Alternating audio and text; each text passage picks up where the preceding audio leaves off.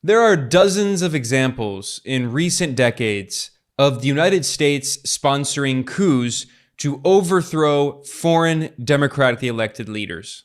Some of the most famous examples include Iran's democratically elected Prime Minister Mohammad Mossadegh, who was overthrown in a CIA-backed coup in 1953, or another CIA-backed coup that overthrew Guatemala's democratically elected president, Jacobo Arbenz, in 1954, or yet another CIA-backed coup that overthrew Chile's democratically elected president, Salvador Allende, in 1973.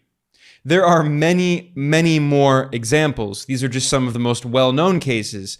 But what ties together all of these leaders who have been targeted for destabilization by the United States is that they have pursued policies that go against the interests of U.S. corporations, of U.S. financial interests, of Washington's attempts to control their natural resources. Most of these leaders were socialists or leftists or simply nationalists, and their biggest so-called crime was refusing to subordinate their country and their national interests to the geopolitical and economic interests of Washington. And just in the past year, we have yet another example of a democratically elected leader who was overthrown in a US-backed coup for opposing US foreign policy interests. Today, I'm going to be talking about Pakistan's democratically elected Prime Minister Imran Khan, who was removed in a political coup d'etat in April 2022. And we have smoking gun evidence showing that the US government sponsored this political coup to remove Imran Khan. Now, since this coup happened, we here at Geopolitical Economy Report have published numerous videos analyzing the evidence that already existed, showing that the US was involved. In the description below, I will link to some of the previous videos that we've done analyzing the coup in Pakistan, featuring Pakistani experts from inside the country. Imran Khan gave public speeches saying that the US government was trying to overthrow his elected government. He referred to the US as a kind of imperial slave master that treats countries in the global south as if they were its slaves. And after he was overthrown, Khan referred to the unelected coup regime as the imported government, saying that it was imported by Washington. Now, from the very beginning, Khan had been saying that there were documents from inside the Pakistani government showing that the US State Department had been pressuring and essentially threatening Khan and telling him that he had to support NATO and the US in the proxy war in Ukraine against Russia. Khan refused to do that. Instead, he maintained neutrality in the proxy war in Ukraine. He said, "We are not with either side. We are doing what's in our own interests. We are not acting simply on behalf of Washington's interests." Khan said that the US had told him that if his government did not take the position of Washington, it would face real problems in the future. This was clearly a kind of mafia-style threat. And when Khan made these comments, he was criticized by many media outlets, not only in the West, but in Pakistan, because much of the media in Pakistan is controlled by wealthy corporate oligarchs. They portrayed Khan as a crazy conspiracy theorist who's just trying to, throw red meat to his followers. But we now know that Khan was telling the truth. This August, the mainstream US media outlet, The Intercept, published that leaked document proving that the US State Department pressured Imran Khan and eventually backed the coup that removed him over his refusal to join the US in the proxy war in Ukraine. And that's not all. In September, The Intercept published another article, which is more smoking gun evidence, showing that after Imran Khan was removed in the US-backed coup, the new unelected coup regime made an agreement in which Pakistan gave military equipment to the US, which the US gave to Ukraine. So the Pakistani coup regime, which is essentially governed by the military, made an agreement to send weapons and ammunition to Ukraine to help Ukraine in this NATO proxy war against Russia. And in return, the United States pressured the International Monetary Fund, the IMF, to give a big loan to bail out the Pakistani economy, which was on the verge of bankruptcy. So this clearly shows, by the way, that the IMF is a complete political organ of the United States. It's called multilateral, but it's a tool of Washington. But by the way, it also shows that the IMF has been using these loans to fund Western wars, proxy wars. The IMF has also been giving loans to the Ukrainian regime in the middle of this proxy war. And furthermore, this is clearly an example of an IMF loan going to fund corruption. The current unelected coup regime in Pakistan is run by criminals who are notorious for corruption. They were investigated and charged with corruption and money laundering. And now the IMF, under the leadership of the US, is giving this money, these loans to Pakistan, knowing that the regime was not elected and is completely unaccountable. And that money is clearly going to be used to fund corruption and capital flight. So here we have two reports in a mainstream US media outlet proving what we at Geopolitical Economy Report have been saying for over a year, what many Pakistani activists and journalists have been saying for over a year, that the United States backed a coup to overthrow Pakistan's democratically elected independent nationalist leader, Imran Khan, and installed what is essentially a corrupt puppet regime, which is really just run by the military.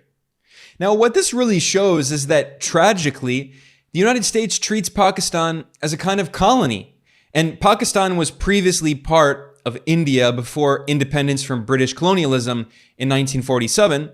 And it was part of the British Empire. It was a colony. And even though in 1947, Pakistan became independent and on paper got independence from European colonialism, today the US exercises neo-colonial control over this country. And again, I need to stress, this is a huge country of more than 230 million people, the fifth most populous country on earth. But it's also a nation that for decades has suffered from nonstop US meddling, which has prevented the country from economically developing, from becoming politically independent, and from really showing its true potential. And this brings us to Imran Khan. Khan governed Pakistan as a nationalist, maintaining a completely independent foreign policy, not subordinating his country to the United States, which historically Pakistan has had this very subservient relationship to Washington. And in fact, in December, he gave a speech saying that Pakistan should not have been allied with the United States during the first Cold War. And today, Pakistan should maintain a non-aligned foreign policy. It always should have been non-aligned and should refuse to support the new Cold War against Russia and China. And I feel that Pakistan should not take any sides. I'm talking about our country. Because, why do we have to take sides? Pakistan should have good relationship with both China and with the United States. Similarly, I feel with Russia and the United States. For instance, that's the policy of India. I must say that I've always admired the way India remained non-aligned during the Cold War.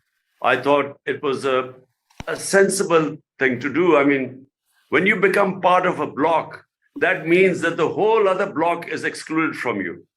And of course, great powers do put enormous pressure on you to take sides. So let me first say that China-Pakistan relationship goes back a long time, 60 years. And China has been what we call always a friend in need. China has stood by Pakistan, whether it is on international forums, on politics. For instance, Kashmir is an issue, a United Nations resolution on Kashmir stating that there should have been a plebiscite in Kashmir for the people of Kashmir to decide whether they wanted to be with India or Pakistan. And that right was not given to them. But hardly any other country stands with us. China has always stood with us, and I must say, Turkey has stood with us. But even Muslim countries, despite knowing the injustice going on in Kashmir, just like in Palestine, they do not stand with us. Which is, by the way, one of the reasons I feel that when we are told to take sides in a conflict like Ukraine, why should we? When things that are important to us, the Western countries don't take a stand or moral stand on it. And so I feel that, so I think we should be non-aligned in this. We should be neutral. We should be friendly with both. Those words right there succinctly explain why Washington backed this coup against Imran Khan. Not only did he maintain neutrality over the proxy war in Ukraine, but he also deepened Pakistan's alliance with China. Historically, Pakistan and China have been very close allies. So while, yes, Pakistan has also been a US ally, it has also maintained very close political and economic relations with China. And Pakistan plays a very important role in the Belt and Road Initiative, which is Beijing's international infrastructure project. China and Pakistan have created something called the China-Pakistan Economic Corridor, which plays a very important geostrategic role with trade routes and railroads that go from China through Pakistan south to the port of Gwadar and out into the Arabian Sea and the Indian Ocean. So Pakistan plays an important geostrategic role in the integration economically of Eurasia. Pakistan is also a member of the Shanghai Cooperation Organization, along with China and Russia and India, and Iran just became a full member of the Shanghai Cooperation Organization. And speaking of Iran, Imran Khan had also been improving Pakistan's relations with Iran, building trade ties, and publicly Khan condemned the illegal US sanctions on Iran and called on Washington to lift its sanctions on Iran after Donald Trump tore up the nuclear deal, the Joint Comprehensive Plan of Action. And by the way, I should point out that Iran not only signed that deal with the US, it also signed that deal with all of the permanent members of the Security Council and the European Union. It was only the US that withdrew from the agreement and imposed sanctions on Iran. So by showing support for Iran in this way, that was another reason that Washington was very angry at Imran Khan. And then there's the issue of Israel-Palestine. The United States has been pressuring countries, Muslim-majority countries like Pakistan, for many years to normalize relations with the Israeli apartheid regime. And Imran Khan always refused to do that. He always strongly supported the right of the Palestinian people to self-determination against Western-backed Israeli colonialism. And under the Trump administration, with the so-called Abraham Accords, the U.S. pressured the United Arab Emirates and Bahrain to normalize relations with the Israeli apartheid regime. And clearly, the U.S. was also pressuring Pakistan to do the same, and Imran Khan said absolutely not. Now, I've talked here about all of the many reasons why the U.S. wanted to remove Imran Khan, but the incident that really sealed his fate was when the Pakistani Prime Minister took a trip to Moscow and he met with Russia's President Vladimir Putin.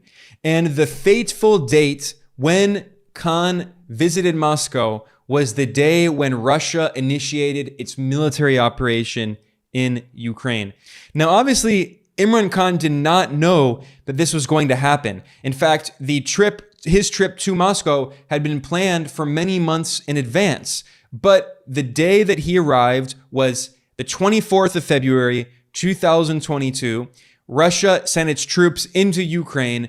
The West immediately condemned Russia, began imposing sanctions, and pressuring countries all around the world to condemn Russia. But Imran Khan refused.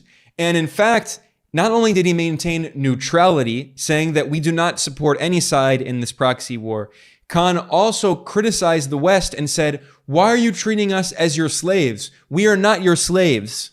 But all of that changed after the coup.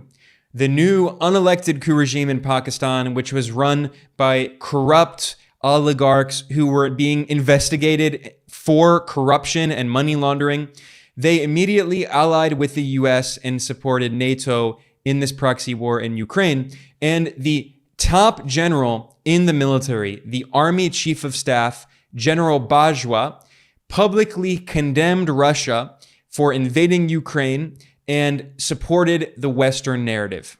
Ladies and gentlemen, Pakistan is deeply concerned about the conflict in Ukraine. With Ukraine, we enjoy excellent defense and economic relationship since its independence. With Russia, we had cold relations for a long time due to numerous reasons. However, recently there have been some positive development in this regard. Sadly, the Russian invasion against Ukraine is very unfortunate as thousands of people have been killed, millions made refugees and half of Ukraine destroyed. This is a huge tragedy which must be stopped immediately. Furthermore, despite legitimate security concerns of Russia, its aggression against a smaller country cannot be condoned. Now, since the coup, the Pakistani coup regime, which is completely unelected and has no democratic legitimacy, has been violently repressing protests. There have been massive protests for many months against the unelected regime, which Imran Khan and his supporters refer to as the imported government, imported by Washington. The coup regime has banned any mention of Imran Khan in the media, imprisoning journalists, exiling journalists. Some journalists have been murdered, and thousands of supporters of Imran Khan have been arrested and brutalized by police. And Imran Khan has been imprisoned on completely bogus charges of corruption, which were clearly politically motivated. And even when the Pakistani courts have cleared him of these bogus charges, the coup regime has invented new, also equally absurd charges to try to keep him in jail. The latest charges accuse Imran Khan of leaking confidential government documents to the press, and that is used as an excuse to keep him in prison. What they don't mention is those documents that he's accused of leaking, although there's no evidence of that, are documents proving that the US government was involved in overthrowing his elected government. So he's being imprisoned for exposing the fact that he was the victim of a foreign-backed coup. And meanwhile, the unelected government has refused to hold elections. They have continued moving back the date of potential elections. Now they say they're going to be elections held at the beginning of 2024, but they may push those back yet again. And even if there are going to be elections, they will be completely illegitimate because Imran Khan, the most popular politician in Pakistan, will not be able to participate as part of the lawfare, that is the judicial warfare against him.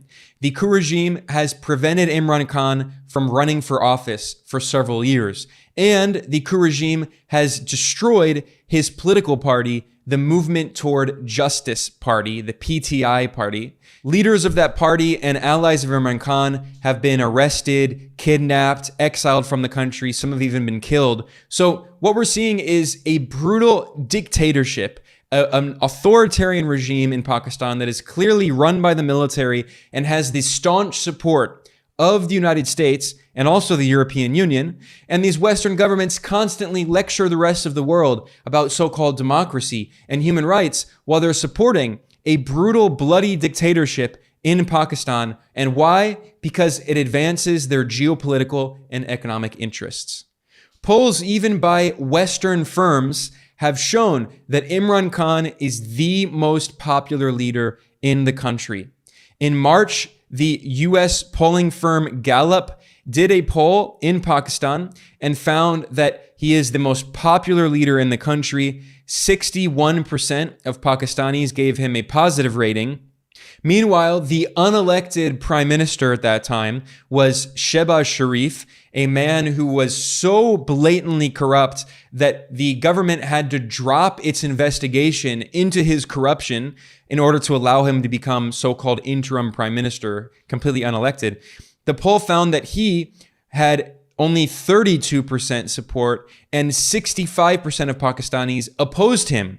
So that's the complete opposite. The unelected leader backed by the West had 2/3 of Pakistanis opposing him and 1/3 of Pakistanis supporting him. Whereas with Imran Khan, it was the inverse. Almost 2/3, 61% of Pakistanis supported Imran Khan and 1/3, 37% opposed Imran Khan. So by preventing him from running for office, by preventing the media from even mentioning his name, the Pakistani coup regime has destroyed any semblance of democracy in the country. Now, I should also point out that this is not even the first time that the United States has backed a coup against a popular leader in Pakistan. In 1977, Pakistan's military, with the support of the United States, overthrew the leftist Prime Minister Zulfikar Ali Bhutto. He was a socialist and a left-wing nationalist who tried to implement policies to develop the country, to industrialize Pakistan so it wasn't so dependent on the Western powers, and to fight poverty in a country with rampant poverty.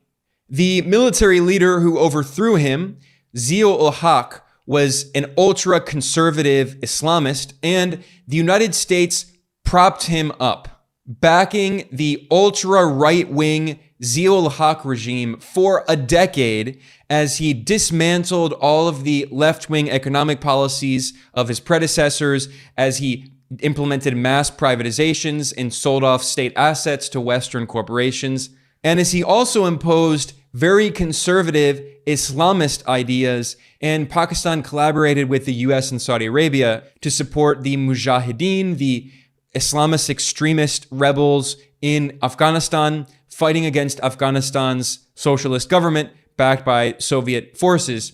So at that point, Pakistan was engaged directly in a proxy war against the Soviet Union in alliance with the US. So you should keep this in mind because there are many examples throughout history of the United States supporting many of these very right-wing conservative Islamist elements. And then during the so-called War on Terror, the US cites those very same ultra-conservative Islamists as an excuse to justify intervention in regions where the US for decades supported those forces. So Washington has always backed the most reactionary, anti-progressive elements in Pakistan, and the US has frequently backed the military, which is the most powerful institution in the country, which has ruled Pakistan for much of its history, and no prime minister has ever been able to finish his term in office. And this brings us to Imran Khan, who was democratically elected but overthrown in a political coup in April 2022. At the time of the ouster, there were reports in Pakistan that the US ambassador was meeting with opposition politicians from the parliament, the National Assembly, and basically bribing or threatening them to vote to overthrow Imran Khan in a vote of no confidence. This was a parliamentary coup that was very similar to the 2016 US-backed parliamentary coup in Brazil, which overthrew the left-wing president Dilma Rousseff of the Workers' Party. And it was also very similar to yet another US-backed coup, which was in Peru in December 2022, when the corrupt right-wing oligarch-controlled Congress also overthrew the democratically elected president, Pedro Castillo, who once again was a leftist representing poor and working people in a country, Peru, where the political system has historically been dominated by wealthy oligarchs, corporate elites. So there's a very clear pattern here. Now, in the case of Imran Khan, he was not necessarily a leftist. His political ideology was much more nationalist, and he had a much more progressive form of kind of Islamic nationalism. And he always emphasized the importance of Pakistan maintaining an independent foreign policy. So in many ways, you can compare Imran Khan to Iran's prime minister, democratically elected prime minister, Mohammad Mossadegh, who was not a socialist, but he was a progressive nationalist. And in Iran in the 1950s, nationalized the oil reserves in the country, which angered British and US oil corporations. So the CIA backed the coup to overthrow him. And in fact, back in December, Imran Khan pointed out how similar the coup against Mohammad Mossadegh in Iran was in 1953 compared to the US-backed coup against him. In Iran, during Mohammad Mossadegh's premiership, and his government was removed, and this is now documented, was removed by the CIA. And it was because an independent-minded prime minister took over in Iran and wanted to make policies for the interest of the people of Iran. And so we all, we all know what happened to him. There was this, first of all, there was this campaign, propaganda campaign against him in the media. Then it was the opposition parties were paid to do demonstrations against the government of Prime Minister Mossadegh, and then his own party members were given money to change party affiliation, and eventually it was the final was the army which removed him. So it was a very similar pattern followed in when my government was dismissed. But let me just talk about Iran. I find that it is most important for a country to live with dignity and self-respect. I mean, that for me is the most important thing. We Muslims, our oath with the Almighty is La ilaha illallah. There is no God but Allah. It gives us dignity, self-respect. We are not supposed to bow in front of anyone but the Almighty. And the Muslim countries, when they become subservient or when they become client states, when they lose their dignity, and unfortunately in Pakistan, we have suffered from this. I have found the Pakistan's foreign policy, vast majority of the people of Pakistan have found it very undignified, because we have relied on aid and we stretch our hands and we get money, or we fight other people's war, and then we participate. A lot of our own people die in this, and we do it for foreign aid or US dollars. And I think it has consequences for a society. Number one, the society never learns to stand on its own feet, because only when you stand on your own feet do you realize your strength. But when you're always having crutches of foreign aid, just because you are trying to serve someone else's foreign policy objectives, you lose your dignity. And for me, the people of Iran might have suffered, but they haven't lost their dignity.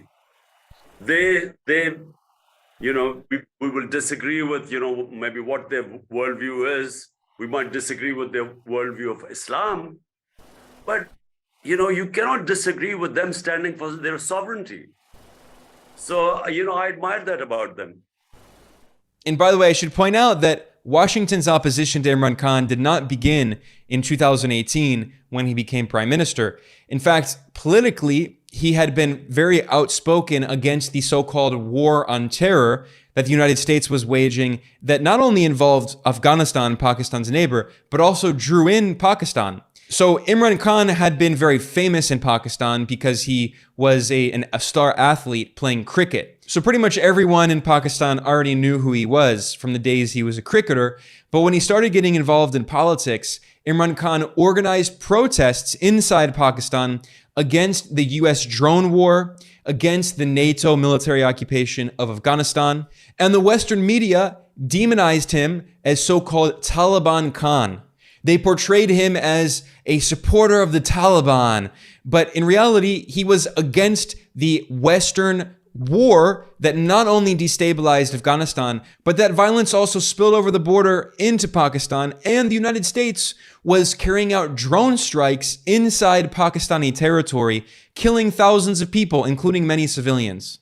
So when Khan came to power in 2018, he told the United States, the US military will not be allowed in our territory anymore. No more drone strikes, no US military bases inside Pakistani territory. We are an independent, sovereign country. And obviously, this infuriated the United States. So when Joe Biden came in 2021, and when he withdrew the US soldiers that had occupied Afghanistan for 20 years, the US was trying to pressure Pakistan to allow the US to create military bases, in particular drone bases, because they were leaving Afghanistan, but they still wanted to carry out military operations to try to maintain control over the region. And Imran Khan said, no, absolutely not. Well, these were all factors that led to the US-backed political coup that overthrew Imran Khan in April 2022.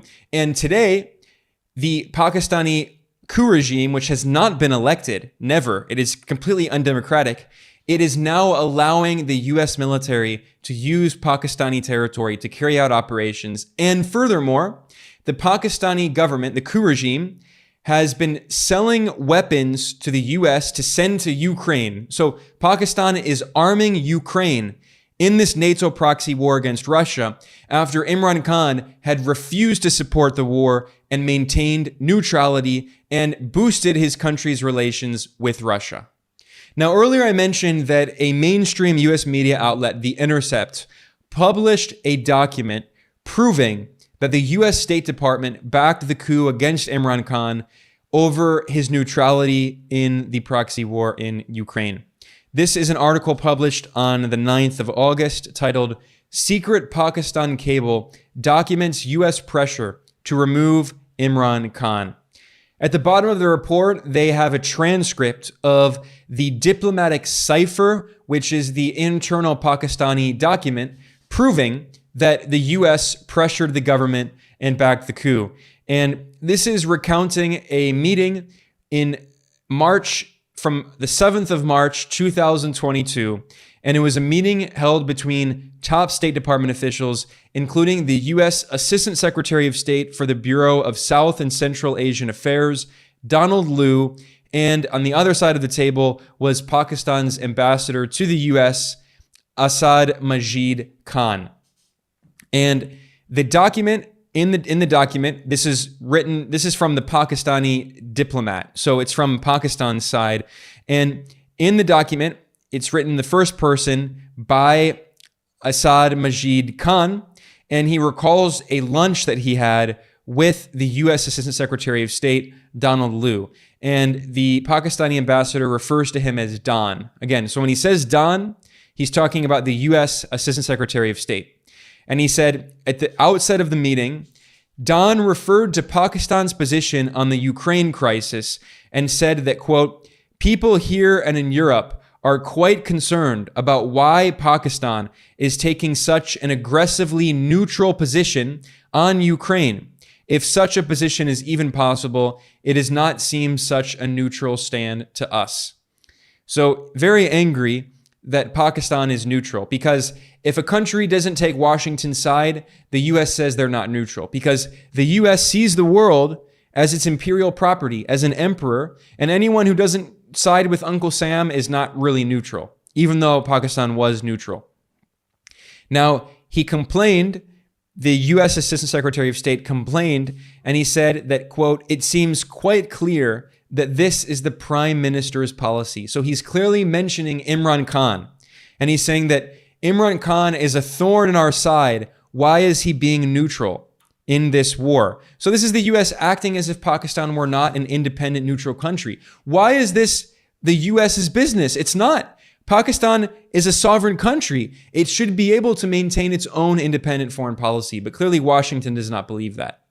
Now, the Pakistani diplomat points out that the US was very angry about Imran Khan's visit to Moscow.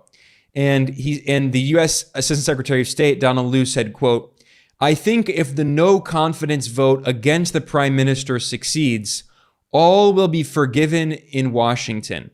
I want to repeat, this is very important. The no confidence vote was being backed by the US government. The US embassy was meddling in internal Pakistani politics, pressuring members of the National Assembly in Pakistan to vote against Imran Khan, to overthrow Imran Khan. And here the US top diplomat is saying very clearly, if you overthrow Imran Khan, the elected prime minister, quote, "all will be forgiven in Washington. We will no longer have anything against you." But he said, the Russia visit is being looked at as a decision by the prime minister, by Imran Khan. So he's saying that if you do not overthrow Imran Khan, quote, "I think it will be tough going ahead."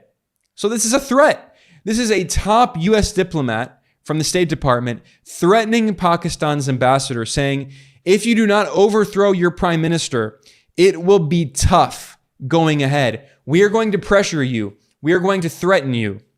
And then he said, in Europe, I suspect their reaction will be similar. So here, the US is not only treating Pakistan as a colony, it's saying, yeah, in Europe, they go along with whatever we want. So if Imran Khan doesn't play by our rules in the so-called rules-based international order in which the US makes the rules, it will be tough going ahead. And then he adds, quote, "Honestly, I think isolation of the prime minister will become very strong from Europe and the United States. This is a smoking gun. This is the Assistant Secretary of State from the US for Central and South Asian Affairs telling the Pakistani government that we will isolate you, we will pressure you, we will threaten you unless you break your relations with Russia and support Ukraine in this proxy war. Now, in response to this threat, the Pakistani ambassador defended the Prime Minister Imran Khan, and he pointed out that the visit to Moscow had been in the works for at least a few years. It was the result of a deliberative institutional process. When Imran Khan was flying to Moscow, the Russian invasion of Ukraine had not started, and there was still a hope for a peaceful resolution. He also pointed out that European leaders had likewise been traveling to Moscow to meet with Russian President Putin. But those visits, the US ambassador defended those visits by the European leaders, and the US ambassador said, quote, "Those visits were specifically for seeking resolution of the Ukraine standoff, while the prime minister, that is Imran Khan's visit, was for bilateral economic relations, bilateral economic reasons." So here the US is basically telling Pakistan, you're not allowed to have bilateral economic relations with Russia. We control you. You are our colony. And specifically, what the US diplomat was acknowledging here was that when Imran Khan visited Russia and met with Putin, he signed economic agreements in which Russia agreed to sell Pakistan wheat and oil at very low rates, below market value. So Russia clearly wanted to have much better relations with Pakistan, and this was in Pakistan's economic interest: cheap energy and cheap wheat. Pakistan is a country that has suffered for a long time from a current account deficit. That is, it often imports much more than it exports. Pakistan imports a lot of things like food, energy, machine parts.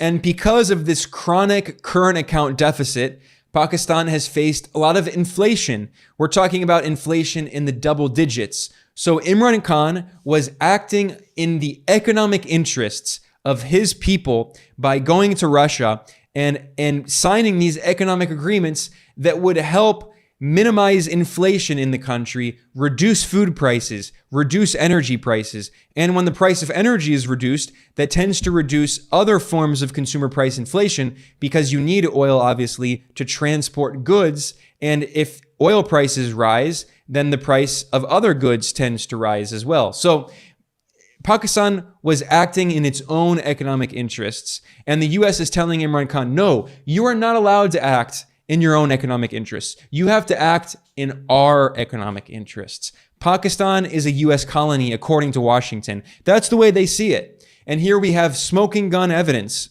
of a top US diplomat basically telling Pakistan exactly that. We in the West, are allowed to have trips to Moscow in order to try to stop this war. But when the Pakistani elected prime minister goes to Moscow and signs trade deals with Russia, that is not allowed. That's what this diplomatic cable published by The Intercept proves. It's a smoking gun.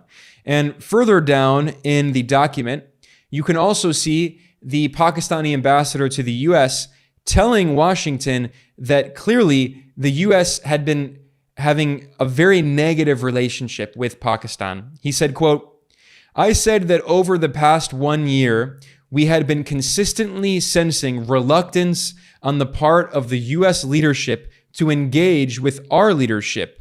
This reluctance had created a perception in Pakistan that we were being ignored and even taken for granted.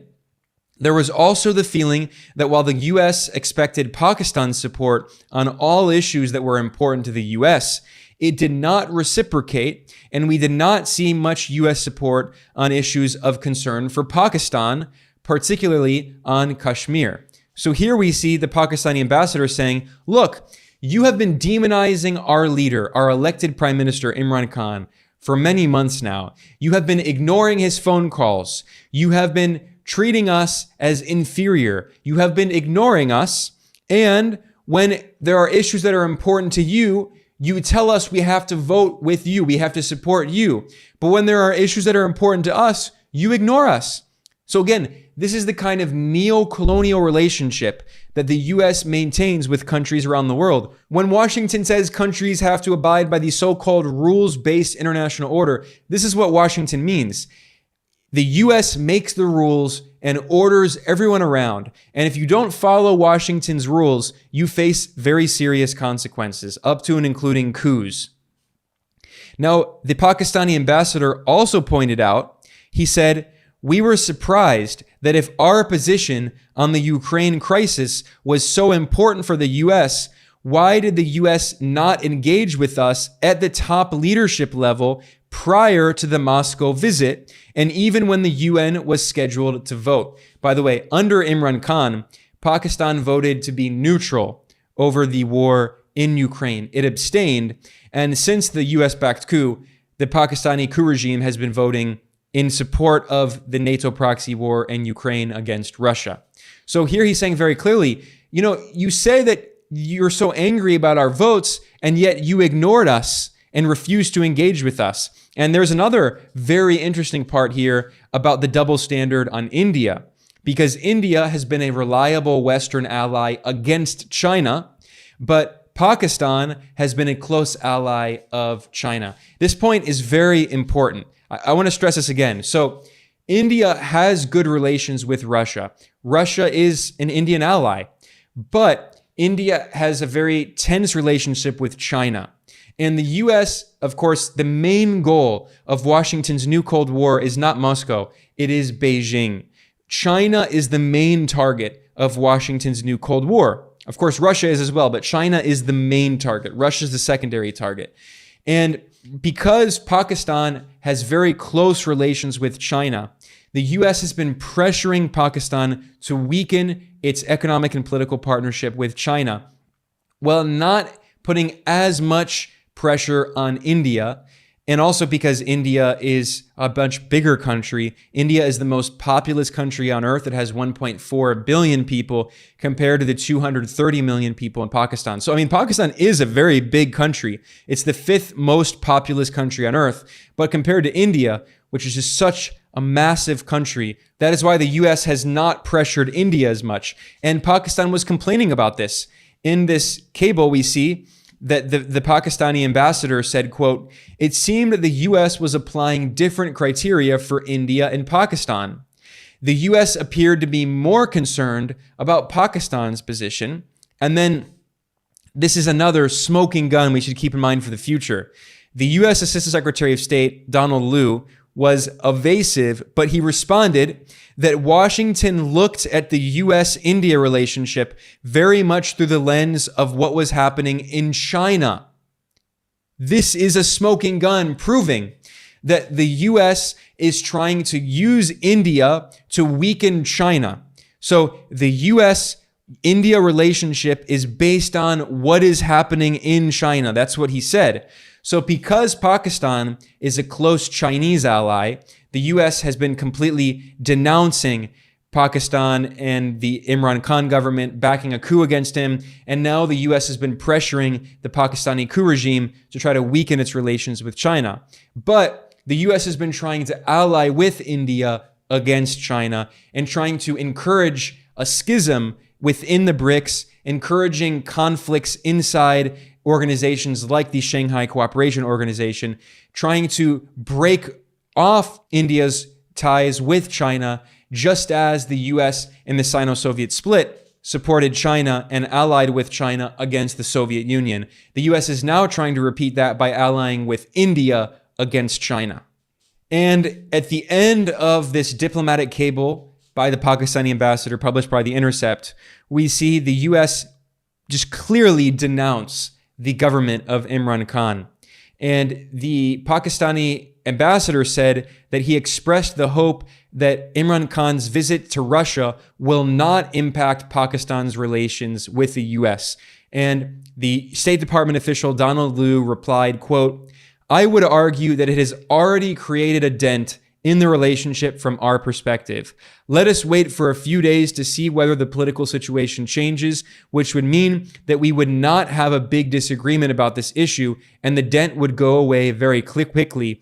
Otherwise, we will have to confront this issue head on and decide how to manage it. So here, he's saying very clearly, in the next few days, we will see whether the political situation changes. He's saying there could be a coup, a political coup against Imran Khan. If Imran Khan is removed from office, the dent would go away very quickly. Otherwise, we will have to confront this issue head on. So he's again threatening Pakistan and saying, if you don't remove your democratically elected prime minister, we will do something against you. We will decide how to manage it. This is how mafia leaders talk. And this is a top U.S. official. This is the U.S. empire. This is how Washington actually operates. It talks about democracy. It talks about human rights. But meanwhile, the U.S. organizes coups against democratically elected leaders around the world, threatening them. And if they don't follow by the so-called rules in the rules-based order that Washington rules, then they face serious consequences. And the assessment that the Pakistani ambassador made at the end of the cable, he said, Donald Lu could not have conveyed such a strong démarche without the express approval of the White House, to which he referred repeatedly. So this is clearly an order that was coming from the Biden White House, saying that Imran Khan needs to be removed from office. We cannot tolerate Pakistan having close ties with Russia. Pakistan is our colony. That's how the U.S. sees it. And he said clearly, Donald Lu, the Assistant Secretary of State for Central and South Asian Affairs, spoke out of turn on Pakistan's internal political process. We need to seriously reflect on this. So he's saying that this is completely out of turn. This is completely unacceptable. This is an example of the U.S. meddling in our internal affairs and threatening us. This is neocolonialism. And what happened after? Well, as The Intercept showed in this report, the U.S. helped Pakistan get an IMF bailout with a secret arms deal for Ukraine. So this is the reward. The unelected Pakistani coup regime, run by a bunch of corrupt criminals, were given billions of dollars from the International Monetary Fund, which has been shown once again to be a political organ controlled by the U.S. The United States is the only country on earth that has veto power in the IMF, and the U.S. used the IMF to give this bailout to Pakistan. In return, the Pakistani coup regime gave weapons to Ukraine to continue to fuel this never-ending proxy war against Russia. And here we can see a graph of the foreign exchange reserves of Pakistan. And the Pakistani coup regime was running dangerously low on its foreign exchange reserves. And you can see that in January of 2023, it reached just $8 billion. And their forex reserves remained dangerously low, around $9 billion, until suddenly in July, they reported that it had jumped up to $13.5 billion. And that is thanks to the IMF loan.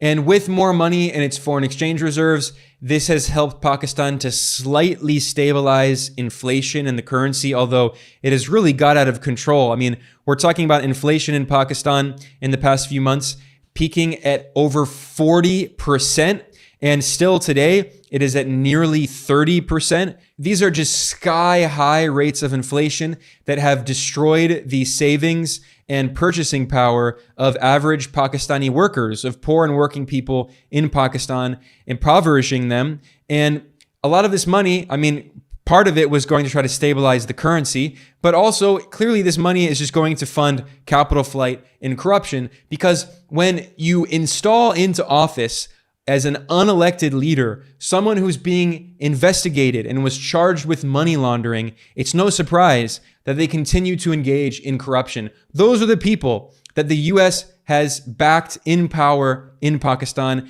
And now they continue to push back the elections. They refuse to have elections. And even if they hold elections, they will be completely illegitimate because they have imprisoned Imran Khan, and the most popular politician in Pakistan. They have destroyed his political party, the PTI, and they're now preventing Imran Khan from running in future elections. This is a dictatorship. This is an authoritarian regime led by the military and sponsored by the United States and its European allies.